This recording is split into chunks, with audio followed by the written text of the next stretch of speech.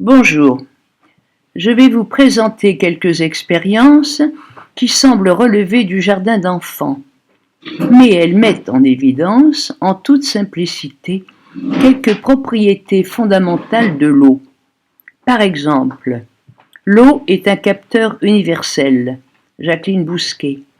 Elle conserve les fréquences vibratoires reçues. C'est alors une eau informée. Elle peut transmettre l'information. Elle peut la perdre. On peut moduler cette information en faveur de la santé. Certes, la mémoire de l'eau est sujette à controverse, mais chacun peut se faire une opinion par des tests élémentaires. Ces facultés de l'eau sont invoquées par l'homéopathie et l'isothérapie. Certaines eaux ont en outre des propriétés magnétiques, originelles ou acquises. Les expériences que je vais présenter illustrent aussi de vieux principes, issus de temps immémoriaux, validés par la science actuelle. Par exemple, rien n'est séparé. L'univers est continu et solidaire. Seul le relatif est absolu. Ce que je propose est vérifiable de diverses manières, par l'effet Kirlian, ou avec l'équipement biotest du laboratoire Immergence, ou par un test kinésiologique, par le palpé du pouls selon Dr Nogier, ou par la résonance d'un corps oscillant. On voit un tel pendule en grand format au Palais de la Découverte à Paris. En voici un petit, le pendule Spectrum des éditions Cervranx. C'est un séparateur de fréquences médicales. On peut déplacer le curseur et entrer ainsi en résonance avec une couleur déterminée. C'est-à-dire détecter les fréquences harmoniques invisibles de la couleur sélectionnée. Voir la photo du pendule Spectrum. Dans mon petit livre 3 gouttes pour la vie, j'étudie en mode profane le comportement et les effets d'une eau mariale, c'est-à-dire thérapeutique et transductrice, médiatrice et médicatrice, considérée comme sacrée, magique ou miraculeuse. De tout temps, les sources d'une telle eau ont été honorées. Honorées des anciens, tiens, par quel chemin de la connaissance? Simplement par notre équipement naturel, les senseurs d'énergie, présents chez tous les organismes vivants, y compris l'humain. Je cite le biologiste professeur Bruce Lipton.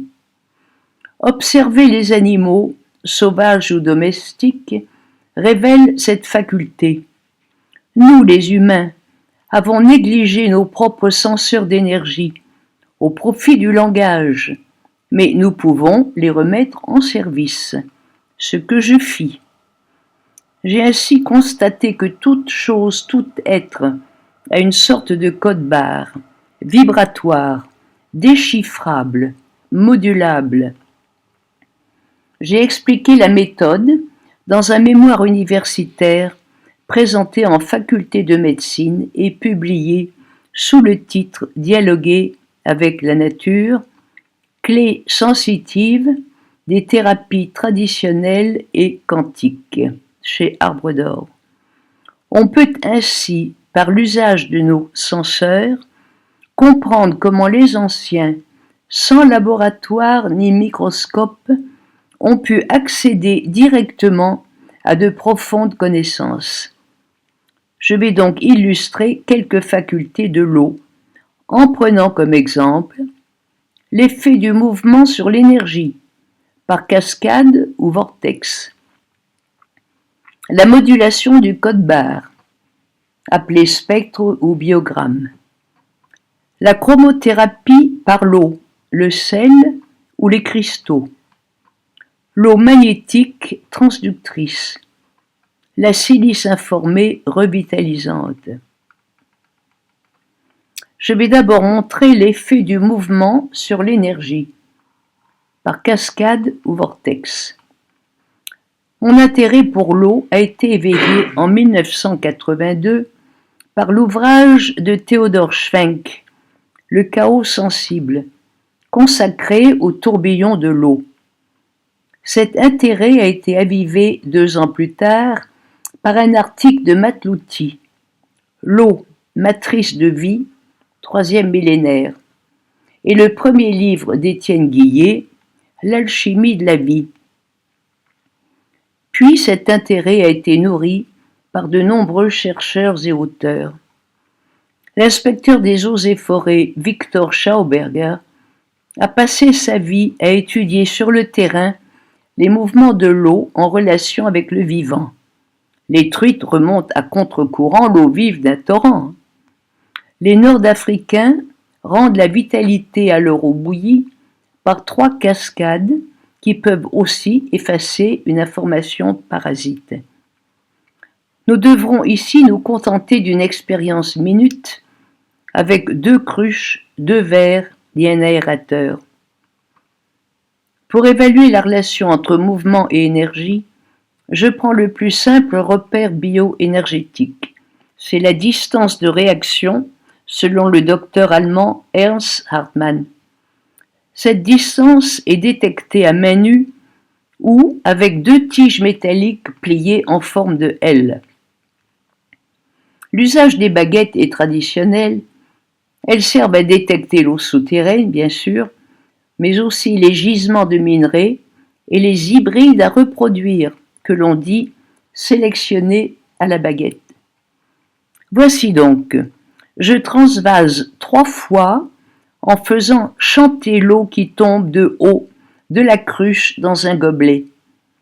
On voit que la distance de réaction de l'eau cascadée est de plusieurs mètres, un grand multiple de celle de l'eau banale, l'eau du robinet restée au fond de la cruche. On peut aussi goûter l'eau en direct, tate eau à la mode tate vin. D'autres tests sensitifs révéleraient que l'eau cascadée est nettoyée, notamment de la pollution électromagnétique. Après les cascades, testons l'aération sous légère pression avec un équipement fait maison, niveau bricolage pour les nuls. Une copie de l'aérateur vendu pour le vin aux arts de la table. C'est un entonnoir en plastique de bonne qualité. Bouché, mais percé de 2 trous se faisant face et laissant passer l'eau en minces filets. De nouveau, la distance de réaction de l'eau aérée est de loin supérieure à celle de l'eau tranquille, banale. Les expériences suivantes ont pour objet d'amplifier d'une manière ciblée le rayonnement de l'eau grâce à un émetteur naturel placé au nord. Cette modulation du spectre conduit à une variante de la chromothérapie, mais elle comporte aussi un avertissement. L'eau stagnante est modifiée par le voisinage. Quel voisinage?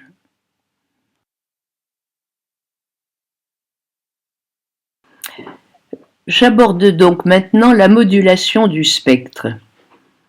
En modifiant le code barre, le spectre de l'eau, on en modifie les propriétés. Cette modulation peut être naturelle, une eau de source est modulée par les terrains qu'elle traverse, mais la modulation peut être accidentelle. Le nuage Fukushima tourne encore autour de la planète, l'eau de pluie en est affectée. Mais l'énergie de l'eau de boisson peut aussi être modulée par un simple voisinage, volontaire ou non, bénéfique ou non. Certaines fréquences, parfois toutes, sont alors inversées ou effacées. Le voisinage d'une prise électrique perturbe l'eau, autant savoir. Le repos en soi n'est pas toujours un bienfait. Stagner quelques heures mortifie l'eau. Elle a besoin de mouvement. Un simple vortex modifie l'eau et l'action moléculaire d'une substance dissoute en est modifiée en même temps. Exemple. Dans ma cuisine, l'eau très dure ternissait l'évier par un voile de calcaire. Dès lors qu'un vortex a été placé sur le robinet, il n'y eut plus de traces blanches. La teneur en calcaire de l'eau urbaine était bien sûr inchangée. Une inversion bénéfique est donnée par le bol tibétain anti-poison. Il illustre le rôle de la polarité, spin gauche ou droit, dans la toxicité, et aussi la maîtrise de l'énergétique par des peuples non scientifiques. Au Bhoutan, ce bol anti-poison est taillé dans de la loupe d'arbre choisie par le guérisseur local qui observe sa luminosité au crépuscule. Le spectre du bol est complet et intense. Le bol impose par induction son spectre au poison, notamment sa polarité d'extrogir. Le poison devenu d'extrogir n'est plus actif. J'ai pu m'offrir au marché local 2 bols, trop chers pour le peuple. Les autochtones présents étaient intrigués de voir que j'avais choisi précisément ces objets parmi tant d'autres, sans être informé autrement que par ma main. Si les Occidentaux n'ont pas ce bol, il ne manque pas d'ingéniosité pour transformer le spectre de l'eau. Les anciens ont pratiqué ce transfert à grande échelle. Par exemple, dans une forêt du Morvan, une fontaine miraculeuse, appelait-elle officiellement, doit ses bonnes ondes à un transfert. Sur une large veine géomantique de très bonne et forte influence, une lee line, ils ont construit une longue chapelle en forme de barrage transversal. Un ruisseau souterrain court sous ce barrage. Ce ruisseau capte l'énergie de la zone géomantique qui comporte toutes les couleurs arc-en-ciel du spectre solaire. L'eau surgit au pied de la falaise, en fontaine miraculeuse, chargée des bonnes vibrations de la lee line. Une simple gorgée a guéri un ami qui souffrait de l'estomac. Toutefois, lorsque la petite maison à côté de la chapelle barrage fut occupée par un truand, le code-barre de la fontaine fut corrompu, elle perdit sa capacité de guérison. À l'échelle familiale, on peut aussi agir à plusieurs niveaux. Une action globale pour soigner notre terrain vibratoire. Il s'agit d'une réinformation cellulaire par dilution dynamisée.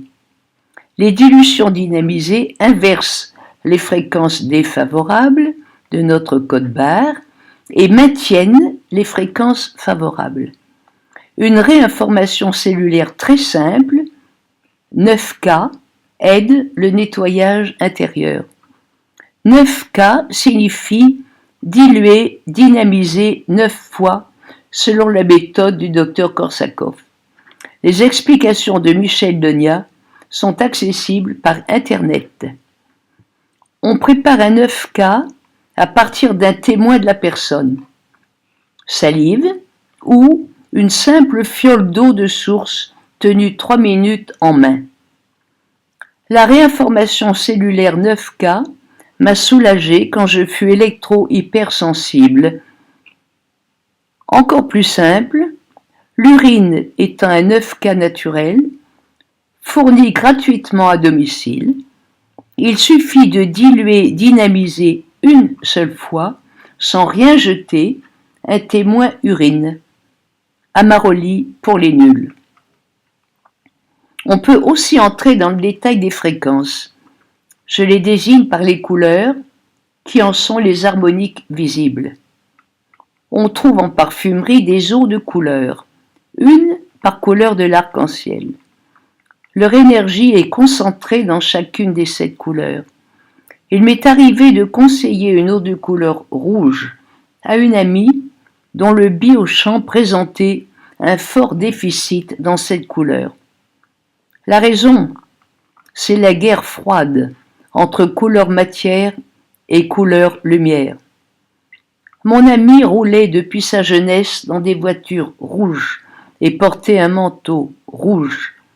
Or, les pigments matériels filtrent la lumière et nous privent de la couleur lumière correspondante. Ils ont sur notre eau intérieure l'effet inverse de la lumière. L'abus d'une couleur vive ou du noir est donc source de carence énergétique. Il est conseillé de varier la couleur des vêtements ou d'éviter les pigments chimiques en portant des fibres naturelles, couleurs naturelles. Sur simple salive, on peut déceler le déficit dû à un problème organique ou à l'abus d'une couleur matière. Porté sur soi sans alternance, vêtements ou bottes, ou reçu de l'environnement, voiture, lieu de séjour, etc. Au contraire, la lumière reçue à travers un vitrail ou un verre nourrit notre champ vibratoire. On peut soi-même moduler le spectre de l'eau de boisson par les couleurs lumière, du verre, d'un fruit ou d'un légume.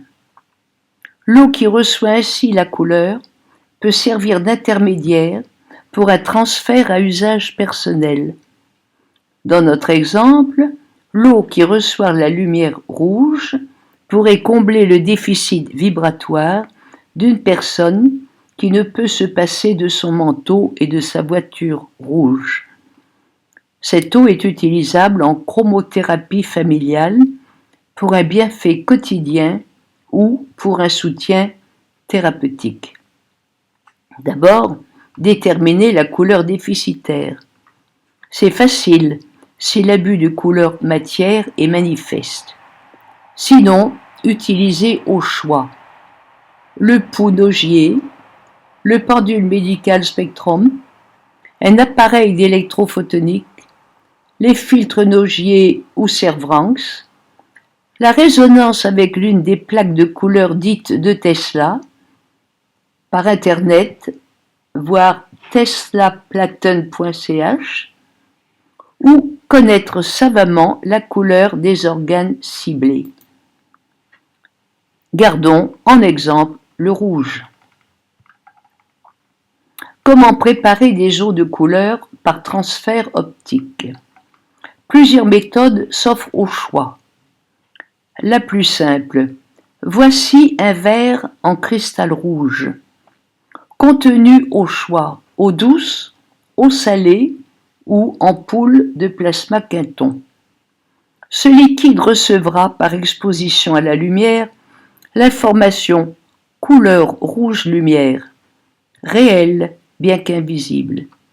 Le temps requis pour le transfert optique dépend de l'éclairage, minimum quelques minutes, maximum 1 heure. Le biochamp de l'eau, code-barre, spectre, est modifié au profit de la plage de fréquence rouge. L'eau porte cette information non visible, mais durable si on la respecte. On peut sentir la résonance à main nue ou par pendule Spectrum entre l'eau versée dans un verre neutre et le verre rouge d'origine. Si on laisse l'eau salée s'évaporer, la fleur de sel émerge, elle est porteuse des vibrations de la couleur. Cette fleur de sel informée est utilisable pure ou diluée, comme aussi l'ampoule de Quinton qui a reçu la couleur par transfert optique. En variant les verres, on peut ainsi obtenir de l'eau active dans diverses harmoniques. Rouge, orange, jaune, vert, bleu, indigo ou violet, et les nuances intermédiaires. On peut varier les sources, minérales ou végétales. Voici une plaque cristalline dite Tesla de couleur rouge lumière. Rouge lumière, car la couleur est due à la réfraction de la lumière par des cristaux d'aluminium, comme le rubis et le saphir, et non à des pigments. Un verre d'eau est posé sur la plaque.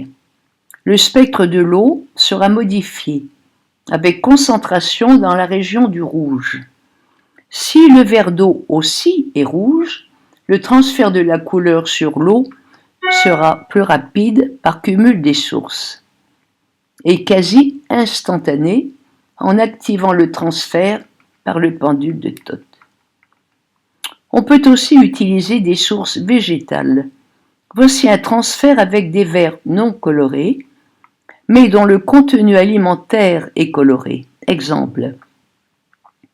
Transfert de couleur entre verre à contenu rouge et verre d'eau. Contenu rouge, au choix, vin rouge, jus de tomate, gazpacho, piment, betterave rouge. Ce verre source est placé au nord du verre d'eau, le tout à la lumière. Option, un pendule de Toth accélère le transfert. On peut de nouveau sentir la résonance entre l'eau réceptrice et les aliments rouges. Mais attention, si la source rouge est artificielle, telle une bouteille en plastique, l'apport positif est moins net. On peut ainsi tester la qualité d'un contenant en plastique. Une bonne qualité transmet sa couleur en positif. Une qualité moyenne la transmet aussi, mais enlève la couleur complémentaire, par exemple le vert. Une mauvaise qualité enlève le rouge et le vert, voire inverse tout le spectre. Aïe! La méthode de transfert optique par source végétale est pratique dans une cuisine, mais elle n'est pas exploitable officiellement. Il y a des méthodes professionnelles de transfert. Certains produits à base d'huile essentielle que j'utilise en géobiologie sont modulés par résonance et induction à l'aide d'une antenne de l'échelle. C'est un instrument technique qui permet de sélectionner les longueurs d'onde de manière précise à l'aide d'un curseur. Le producteur explique: l'antenne est réglée en mode émission, les longueurs d'onde sont sélectionnées pour corriger diverses perturbations. Ces longueurs d'onde correspondent à des couleurs. C'est la chromothérapie du lieu de vie par diffusion d'huile essentielle appropriée.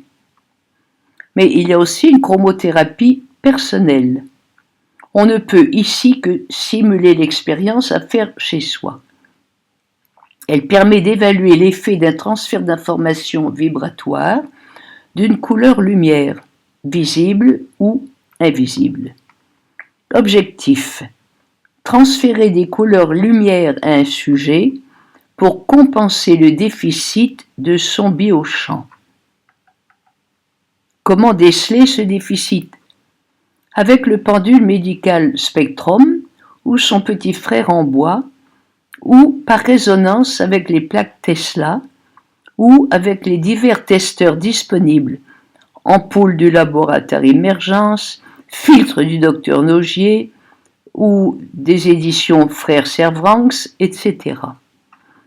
L'effet du remède couleur-lumière est évalué de la même manière, ou en comparant simplement distance de réaction avant-après. Et bien sûr en vérifiant le bien-être dans la durée. L'eau magnétique. Certaines eaux de source ont des propriétés magnétiques. Si elles sont thérapeutiques, leur vertu est, pour ainsi dire, contagieuse, transférée par quelques gouttes à répétition. C'est le cas des eaux mariales, telles celles de San Damiano, ou certains robinets de Lourdes. On parle alors de transduction, c'est-à-dire induction transitive. Par analogie, un aimant et des clous qui magnétisent d'autres clous. Une eau ordinaire peut ainsi être magnétisée par 3 gouttes de San Damiano. Si vous n'en avez pas, il y a d'autres voies. il y a le bouchon inducteur magnétiseur Bérus, dont j'ai communiqué la photo et montré un exemplaire. Le matériel, c'est donc le bouchon inducteur magnétiseur de Bérus que l'on peut commander par Internet, 6 à 10 gobelets d'eau, option dans le dernier, ajouter sel ou ampoule de Quinton avant magnétisation. La faculté transductrice est montrée par 4 tests sur tous les gobelets. La distance de réaction est augmentée. Il y a résonance entre les gobelets traités pour chacune des générations. Les couleurs du spectre. Le code barre est un arc-en-ciel complet. Et l'index bio, selon les tests du laboratoire Émergence, est maximal. Expérience récapitulative. Nous avons 2 verres, l'un au nord. Il est dans un support rouge de plastique pour bébé. En quelques minutes, il y a transfert du rouge dans l'eau, mais avec un déficit dans le verre. Ajoutez quelques gouttes d'eau Bérus magnétisée, le spectre de l'eau est lissé, uniformisé, sans excédent de rouge. Maintenant, du jus de tomate dans le verre d'honneur, sans le support rouge. L'eau réceptrice reçoit un rouge amplifié, son verre n'est pas diminué. Remplacez dans le verre d'honneur le jus par du persil en pot et une tomate orange. Les fréquences rouge, orange et vert sont toutes présentes dans l'eau réceptrice qui est devenue une jouvence. Morale, faire attention au stockage des aliments, le voisinage n'est pas innocent. Eau magnétique dépolluante. L'eau vitale, propriétés et usages. Une version à spectre réduit, que j'appelle eau vitale, est plus robuste à l'égard de pollution physico-chimique qu'une eau magnétique à spectre complet que j'appelle eau vive. L'eau vitale permet de désodoriser les lisiers industriels. Le spectre des fréquences est modulé pour supprimer les hautes fréquences du bleu au blanc de l'eau vive et augmenter les propriétés des basses fréquences qu'elle conserve jusqu'au vert inclus. Cette eau à spectre réduit est obtenue en ajoutant à l'eau vive un peu d'eau oxygénée. On peut ainsi procéder à assainissement et désodorisation. Quelques gouttes d'eau vitale dans l'eau ménagère désodorisent les siphons. Les effets dépolluants et énergisants sont vérifiables par la diminution des produits d'entretien. Par transduction, les effets sont plus ou moins durables, ils se propagent en fonction du contexte.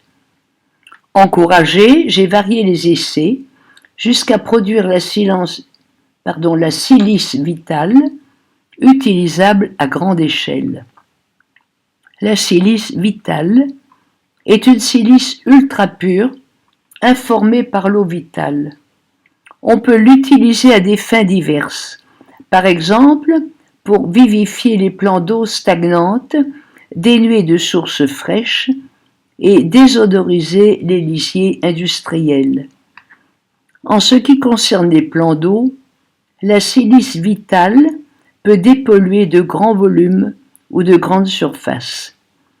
Pendant que l'on traite des lacs et étangs en saupoudrant leurs contours, on voit la vie locale s'animer. Par exemple, mon ami a vu arriver en masse des alevins, puis des têtards et des mouches drosophiles.